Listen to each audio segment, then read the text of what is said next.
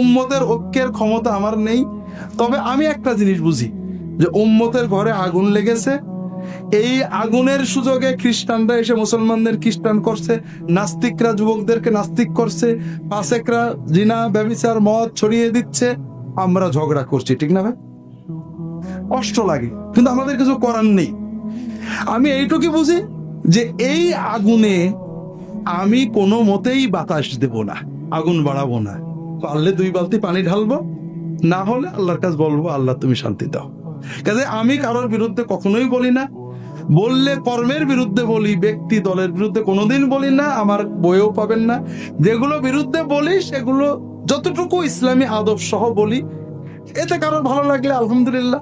দুনিয়ার মানুষকে খুশি করা সহজ না কঠিন? আর আল্লাহকে খুশি করা, ব্যাস আমার রব যদি খুশি হয় আলহামদুলিল্লাহ।